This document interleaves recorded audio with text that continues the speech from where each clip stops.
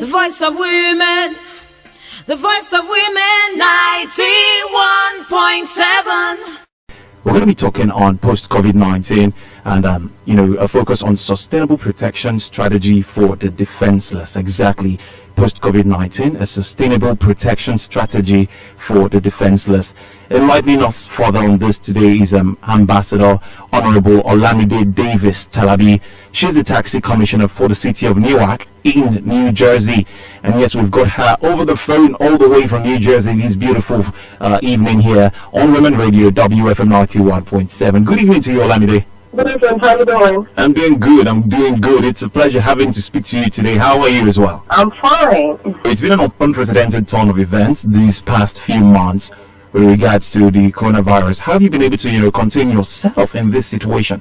To say the least, it's been a very devastating situation. I live in New Jersey, and we had the second largest state that was affected by the coronavirus in the United States.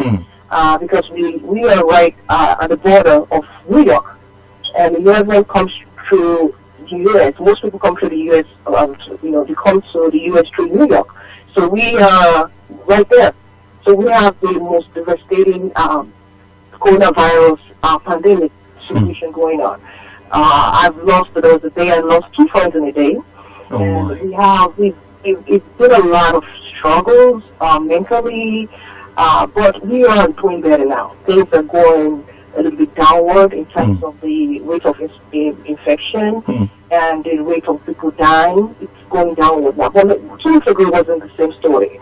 It was an horrible thing in the United States. But now things are looking way better. So I'm feeling better today.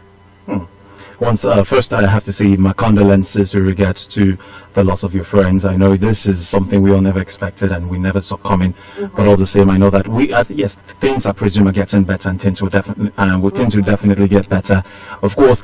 And today on the program, not to forget, this is Women Radio, WFM 91.7. It is the 27th day in the month of May 2020. My name is Anthony Damrad, and at the moment we've got over the phone Ambassador Honorable Olamide Davies Talabi. She's the taxi commissioner for the city of Newark in New Jersey, and today on the program we're talking on post-Covid-19, a sustainable protection strategy for the defenseless. You can as well reach out on the program this evening on 07000 917 917. Send in your text and WhatsApp contributions on 070 317 56537 070 317 56537. Social media handles is all at WFM 917. Facebook, Twitter, and Instagram. So not to forget, we're talking post-Covid-19, a sustainable protection strategy for the defenseless. If you look at what's going on today, most economies of the world have been exposed during this pandemic season, and as it was definitely unexpected. It's been an eye-opener, in areas that has been lapsing and in need of urgent attention by the government. In cases like this, where everyone and none is exempted from this pandemic, there are certain others that are more hit, and as a result, there is a need for adequate and proactive measures and, attention so as to enable a positive response if, God forbid, there is a reoccurrence of such magnitude in the world as it is today. So not to forget, it's 07000 917 917. Let's get to hear from you today. Now, coming to you, Olamide, I need to ask you, firstly, who would you place on the category of being defenseless? I would say women. I would say children. I would say the disabled people that they have, let me say the widows also. So those are the 4 people I would place under the defenseless people. Okay, so looking at that now, what then is your overview of the effect of COVID-19 on these people? It has been very devastating. Especially in a country like Nigeria, which is a developing country. There's so many things that, let me first say the government has done a lot. Okay. I am so impressed with what the Nigerian government has done, and all the meaningful people that have really contributed to the whole situation, especially during the lockdown. You see a lot of things on social media, people donating, just regular people that have a little bit more than every other person. You see foundations. So that is something that's very remarkable. I was surprised by that show of affection by fellow Nigerians to each other. So that's something good. But in terms of the whole preparation and how everything happened. There was a lot of things that happened, and we have to talk about how we can make sure that this don't happen again. Okay. I see a lot of women that, there was a woman on a show, or let me say, she was on social media, and she's in Ogun State, and she had she went on online, and she was saying if nobody gives her money or gives her food, she is going to prostitute herself. And she was just, it was a joke, not really a joke, but like someone reported her saying that if no one gives her money, no one gives her food, she's going to prostitute herself so that she and her kids can eat. That went viral. Yeah. And everybody saw it. I saw it, I almost cried, and people supported her. So she's a single mother. She, I believe, is a widow or something, but she's a single mother, definitely, that I know. And she doesn't have any other sort of income when the lockdown happened. Okay. Someone like that, how do you expect them to survive? They work each day and they eat with whatever they get from that daily work. Most people go to work, maybe like work monthly, and they get paid after the month. But someone that works like maybe people selling things in the market, on a daily basis, things, on the road, just daily income earners, yeah. Exactly. How did they survive when the whole system was locked down? In an advanced country like the United States, there were provisions for people like that. We have a lot of we have non-profit just like in Nigeria, but at the same time the government also has a commitment in terms of unemployment. We have some funds that were set aside for people like that, and we have so many other things, incentives that make people. Some people they don't want to go back to work anymore. Like now they want to stay home in the United States. Some people still want to stay home. They don't want to go back to work because they have things to stay home and be safe. But in Nigeria, it's the other way around. People want to go back outside. They want to go back to work because there's no enough provision for them to stay home and be safe. So that is something that was something that really touched myself. Okay. And how the effect, and then just women to children. You see the young children, on the street that have such arms on the street, and you see what happens to them now. You see the vulnerable, the disabled ones. The effect on those three people, during this pandemic, really showed that we are all not equal. All right, thank you so much. Thank you so much. It is 24 minutes past 6 on Women Radio, WFM 91.7, Nigeria's first and only radio station for women and their families. Tonight on the evening experience, of course, we're talking on post-Covid-19. All right, and we're looking at the future after coronavirus, and with a focus on sustainable protection strategy for the defenseless, for the vulnerable. Doing this with me today on the program is Ambassador Honorable Olamide Davies Talabi. She's the taxi commissioner for the city of Newark in New Jersey, and yes, we've got her live over the phone. So now, Olamide, I'm going to have to ask you again, because definitely knowing for a fact that COVID-19 has affected us, in diverse ways, we all have to, one way or the other, re-strategize and restructure our plans, our goals, for the development of the nation. What are the plans and renewed goals that should be considered towards creating a more sustainable protection for the defenseless post-COVID? One of the things I'll first say is that another thing I noticed is that the egg counts, the census, we don't really have a hand grip of that in Nigeria. I don't know how sustainable that is in terms of like knowing. I see a lot of articles online and people were complaining. What qualifies someone as being poor? What are the qualifications of knowing someone is poor and someone is rich? So what is how do you know those people? Is it therefore by the income? Is it by those? Is there like a data that's showing that this is the household income and this is the people that need assistance?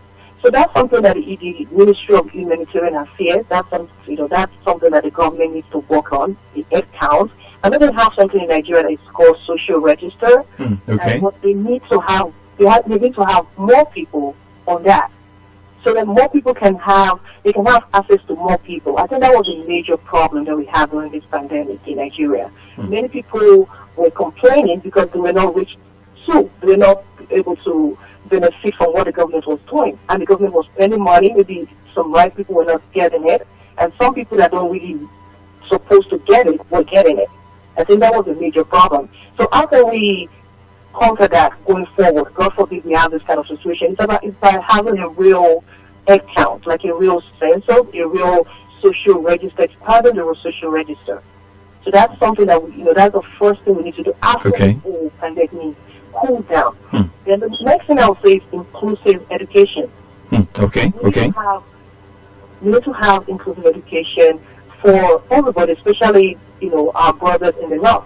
We have the Nigerians, we have the people that young people that want to go to. Probably they don't really understand. Spot on, yeah, exactly. Education, they don't really understand it. So we need to have more. Look at what is going on in Kano. We need to have more education and make sure that people are included in education. Make sure that the community leaders understand the values of education. Because if we don't educate people, they will bring more harm to us. Because they don't understand the whole disadvantage of not listening to the government. Because they think that's not what to do. They are rebellious.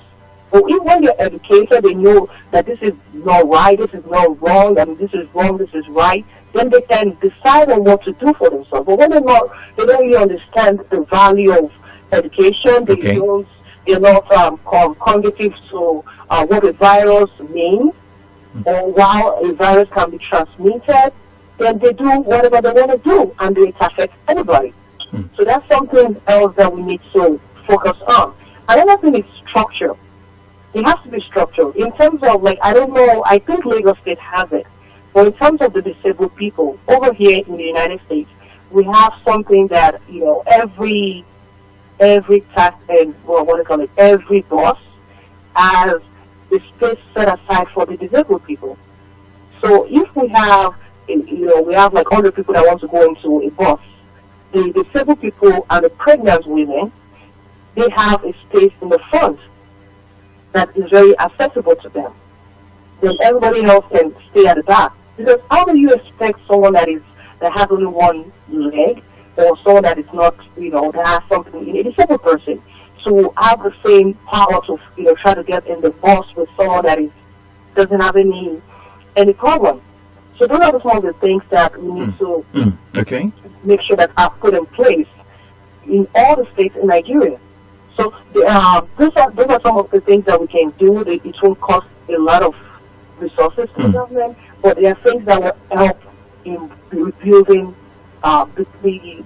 the economy and everybody's well-being. Most definitely. Olamide, permit me to say, but for one based in New Jersey, you seem to be well abreast of information here in Nigeria. But that's really amazing. Really, thank you so much for that. Of course, we're looking at the future, a future after this coronavirus pandemic. Olamide, I need to ask because we've been advised on the importance of good sanitation and good hygiene. All right, sanitation and hygiene is another cogent aspect of our existence. Okay, but before I go through that question, let me take this call real quick. Hello, good evening to you. Hello? Hello, good evening. Good evening to you. What's your name? My name is Christabel. Okay, Christabel, where are you calling from? Okay, I have a question. Okay, please go ahead, Christabel. Where are you calling from, Christabel? From Lagos State. All right, good stuff. Good to hear from you. So, go ahead, Christabel. Okay, we've been hearing news about the opening up of churches and schools during, I think, next month or about. Yeah, and I do not really know, the cases of the coronavirus are still rising, but this idea, or what would I call it, how is it going to help everybody, especially very young children, primary school children, who return back to schools, and for example, I don't know, maybe their parents come in contact with the coronavirus and say to their children, and children are children, they still play. Okay. Not taking the preventive measures. Okay, so Christabel, if I'm not mistaken, are you saying that the reopening of churches and schools, how would it help the vulnerable, basically? Is that what you're trying to say? Yeah. Okay. Thank you so much. All right. I do want to keep listening, all right? And Olamide will also attend to you. Thank you so much. So, Olamide, did you get to hear that? That's coming from Christabel all the way from Lagos. She's asking, okay, there's been... Okay. Yes, she says there's been reports on the reopening of churches and the reopening of schools soon, perhaps who knows, maybe next month, or still trying to see how this pandemic takes shape. So how do you address?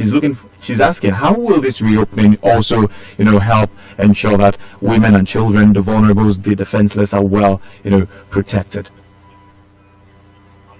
Firstly, let me first start with the United States. Right now, the president says the churches can open, but the governors have the final say. And the geography of the coronavirus, unfortunately, has affected more of the African Americans, the blacks, and the people of color more in the United States. And those are the people that, we are very uncomfortable with that decision of opening the churches and opening the school right now. So, like, for instance, my governor already said this year, the academic year, the children are not going to school. And that's still the end of September. So this is for us to be able to ascertain and make sure that we're sure about the virus. Probably have a vaccination or have a cure or have an understanding, but this is something very new and nobody really knows much about it. But in the beginning they said you can get it when you touch a surface. And now CDC is saying, you don't get it, touching the surface. Which one do we believe? Because this is a new disease. So everyone is still trying to understand it. They're still trying to know how it can be transferred. So opening the churches, opening the schools is not something that makes sense right now.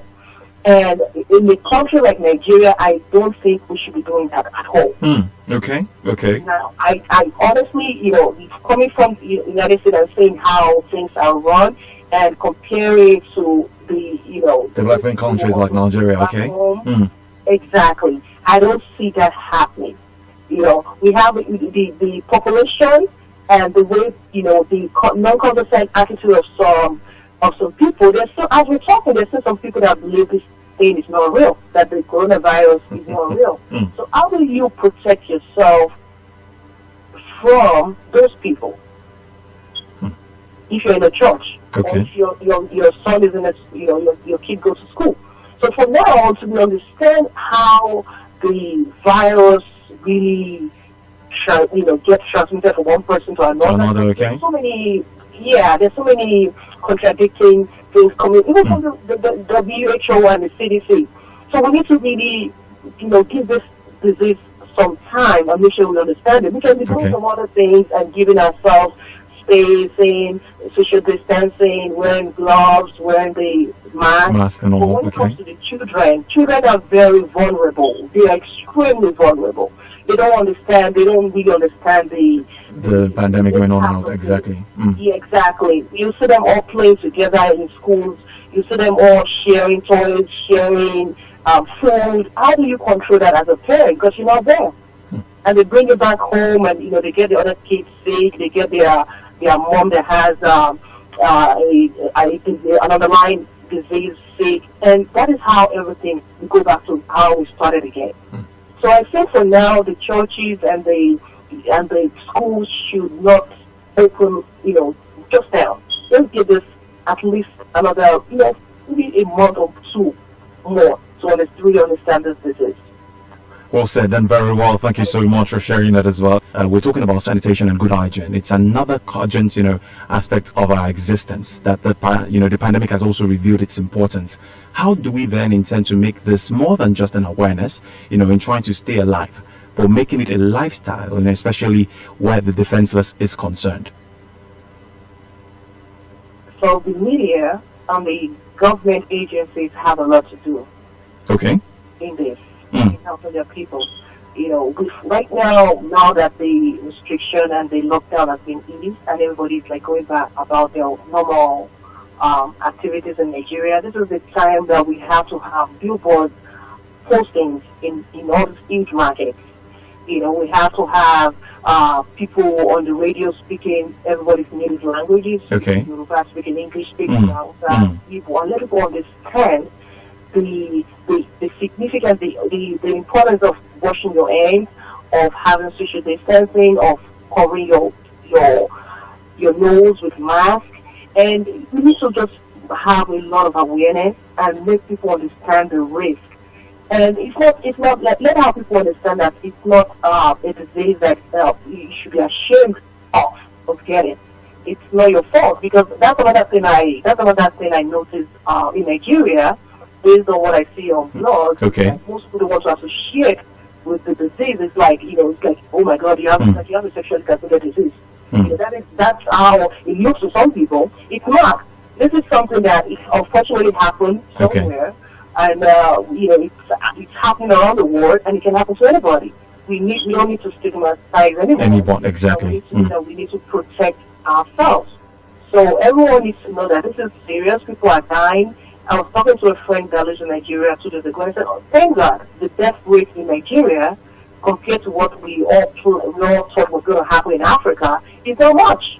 Even I am surprised. That's very true. Very true. Impressed exactly as to how people get sick and they are okay. You see 30 people were dismissed today. They were discharged in Lagos. They were discharged here. And the same thing in the United States. People are dying. People are really, really dying.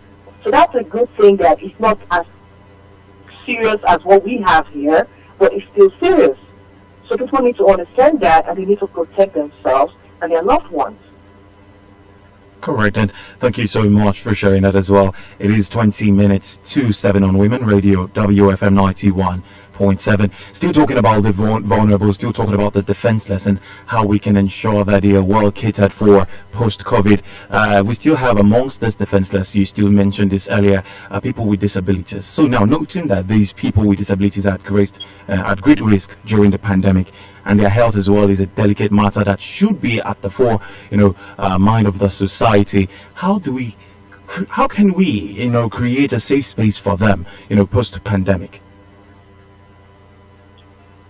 Right. So those people that are disabled, there should be some sort of, like I said, like a head count, if it's a structure, and a place having for them.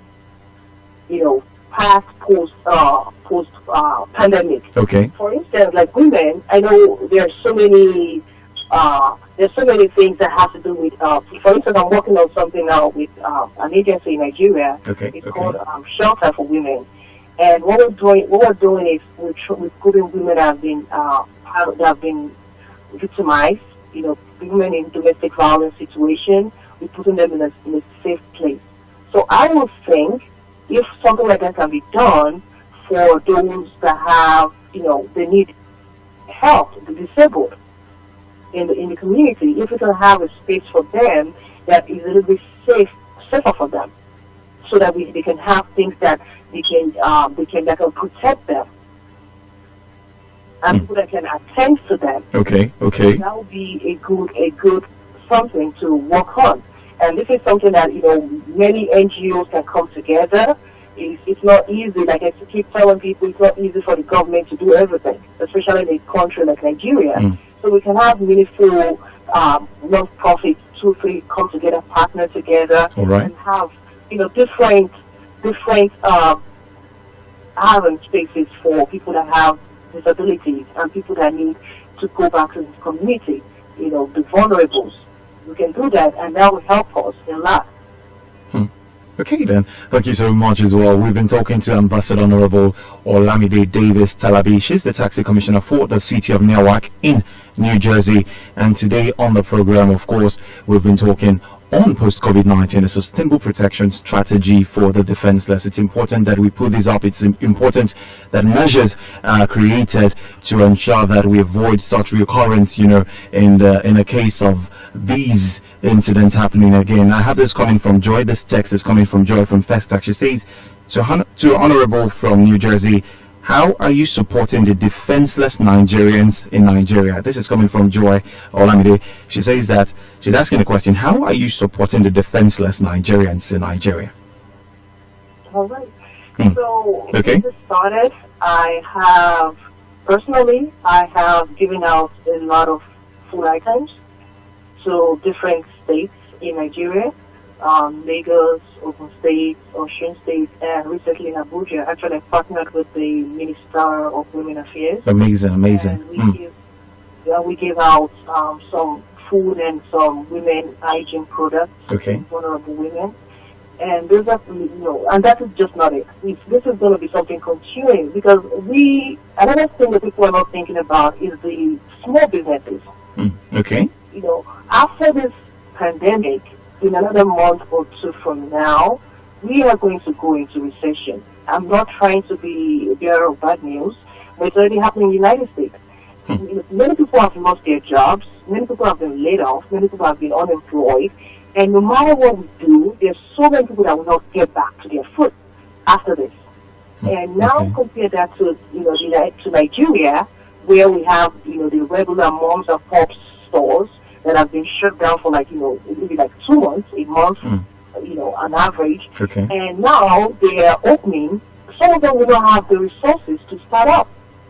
So it's going to be a lot of things that the government and meaningful Nigerians, home and abroad, have to come together and see how we can help this people. Because if we don't, it's going to trickle down to so many other things that's going to be happening, like, the insecurity-wise, talking about mental breakdown. So to answer the person's question again, I've done a lot of support. I've given out things in different states across Nigeria, and I'll still continue to do that. All right, then. Thank you so much for answering that. Let's take this call real quick. Hello, good evening to you. Yeah, good evening. Good evening. What's your name? My name is Foluke Ademoko, and thank you so much, for the discussion you're having. Thank you so much, Foluke. I like the perspectives that have been brought in from the U.S. I was just wondering because Olamide said something that just struck me in terms of categorization of the citizenry, so that those who have to be have to be socially protected, caught on time and they are not excluded. I was just wondering if it's possible for her to share with us, in the U.S., for instance, how does the categorization go? How do they determine who receive protection from government, maybe social welfare, particularly during this pandemic? I'm interested in that, so that at least the policymakers, the decision makers that are listening to this conversation could at least pick something. What you said about our social register not being inclusive. Okay. How do we include the people who have to be included? How can we start that? Because it's important. Just in case if we have another pandemic, how do we prepare for that? How do we begin to identify those who should be, all right, I get. All right, then. Thank you so much. Foluke. I appreciate your question as well. Olamide, did you get the question she's asking? Yes, I think I did. So, Okay. Everything goes back to structuring. There has to be a sustainable structuring in Nigeria. So what we have here, for instance, is so how we determine if you qualify for any social services is by your household income. Okay. If you make a certain amount of money in a year or in a month, there's some things you're qualified for. And if you make a certain amount of money in a year or in a month, there's some things you're not qualified for. So those people that are qualified for those things, they already have them in the system. So when things happen, it's the same people that get all those benefits. So for instance, the president, Trump, he gave out $1,200 to many families with this coronavirus. And people qualify based on that structure. So if you make a certain, let me give you some numbers. Okay. So if you make from $0 a year to $15,000 a year, definitely you're qualified. If you make between, you qualify for the full amount. Okay. If you make between maybe 25,000 and maybe 60,000, you qualify maybe for maybe 1,100. So it goes according to how much you make. And if you make maybe like $99,000, they're not going to give you $1. So when we have that structure in Nigeria, then we can use that for everything, for all the social services. And when non-profit organizations from United States or other places want to come to Nigeria, they know those to target. So that the people that don't really need it, you go on social media, you see people that, they have money to buy data, they're living good, they're asking you for money. And the people that really do need the money, they don't even have phones. They don't even have money to buy the internet. You buy it in Nigeria. They don't have money to do that. But how do we access those people? Okay. How do we support those people? So that is why we need a structure. Maybe that's going to be a commission under the Honorable Minister of Humanitarian Affairs, or that is something. And just thinking about it now, things just come off my head. Just thinking about that, there could be a committee under that agency to find out to really structure the household income. Because when we have that is going to help a lot in terms of knowing those that really need assistance and those that just want to, benefit from the system. So that is how we do it in the United States, and has been working for many years. And people, everyone is comfortable, so people don't have this feeling that, it's because I'm from this region, that is why I'm not getting this. It's because I'm from that region, that is why I'm not getting this. Everybody knows it depends on what you're making before you can get anything in the United States. So that is just a difference, and that's something that we need to work together. And hopefully someone in that department or agency is listening, and to see how we can make it happen. And that can be done through the local government offices. They know their people. They know there are many people in a compound, or how you call it. So we can start from there. So once we have that data, it's going to help a lot in terms of share resources, in terms of people supporting, and God forbid this happen again, then we know who needs those help. Instead of just going to people and don't really know if everybody needs help. Everybody needs help. But those that really do need help, those people that will benefit if there's a structure in place. And that is the only way to have a structure in place. All right, then. Thank you so much, Olamide. It is Women Radio, WFM 91.7. It's been the evening experience on Nigeria's first and only radio station for women and their families. We're discussing post-COVID-19, a sustainable protection strategy for the defenseless. Of course, joining me today over the phone at the moment is none other than Ambassador and Honorable Olamide Davies Talabi. She's the taxi commissioner for the city of Newark in New Jersey.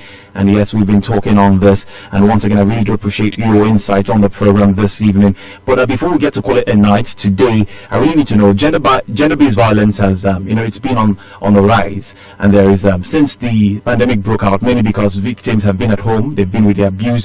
How then do you suggest we help, reduce these numbers during this pandemic and after the pandemic? It's by letting people know, letting women know that it's okay to talk about it. Okay. It's about letting people know that it's okay to talk about it. If you're being abused, there has to be some media awareness that it's okay. There has to be numbers to call. You have to call this number if things are going on, not going right with your relationship, and you're getting abused. It's okay to leave. People have to understand that it's okay to leave. Because during the pandemic, some people were stuck with their abusers because if you leave, where are you going to stay? What are you going to eat? Who's going to support you? So another thing that I would say, like I said earlier on, is we don't have NGOs. This is where you can support. Like something I'm doing right now is I'm working with the Honorable Minister, and we're having shelters in different places across across Nigeria. So this is going to be for women that are vulnerable, especially those that are in that category, those that are being abused, those that don't have anywhere to go. And instead of having a safe haven, you see some parents, when you go to them and you say, my husband or my wife, it's not just a woman thing when it comes to abuse sometimes. And, I'm being abused, they tell you go back to your husband's house, go back to wherever you're coming from. You can't come here because of the stigma of how people will look at you because you're going back to your parents' houses. So those kind of people, instead of going back to someone that's going to kill them or they are going to kill, they have a safe place to go to. So those are the kind of things that we can have as many as these spaces across the country. It doesn't have to be one or two. We can have like 10. We have a lot of shelters here in the United States. We have a lot of places for people displaced. We have a lot of places for people that need support. And what people, so people don't get stuck. So the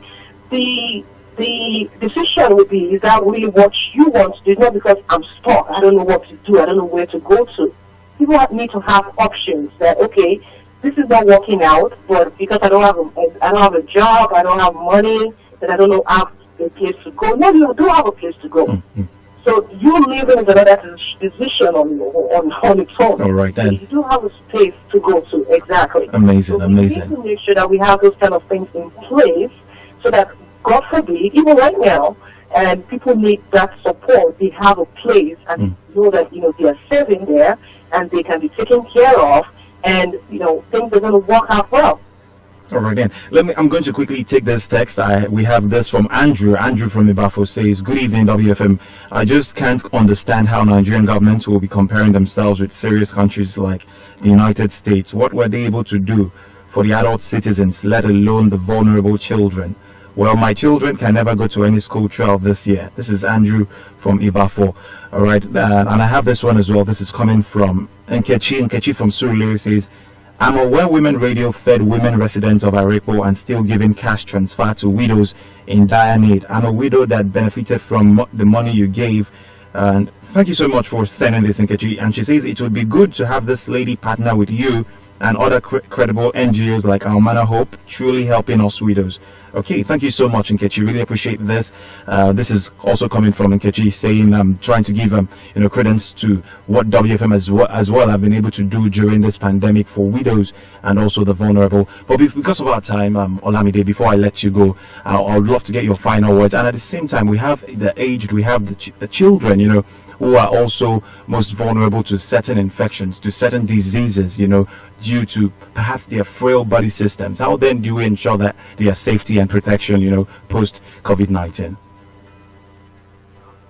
Something that came to my mind during the interview is another thing that, we are very good with what is a traditional alternative medicine. Okay, yes, exactly. Which is a good thing. But at the same time, we need to be very careful. There's so many concoctions and so many things that people are mixing up together, and there's some people are selling them. We need to be careful when we put it in our bodies, because some of those things can actually harm you. There was this case of a man that was taking all this lemon, which I was taking for a while, until now I stopped, and he was taking all this lemon on garlic, and a bunch of other things just to prevent COVID-19, and he ended up dying because those things cause inflammation in his body.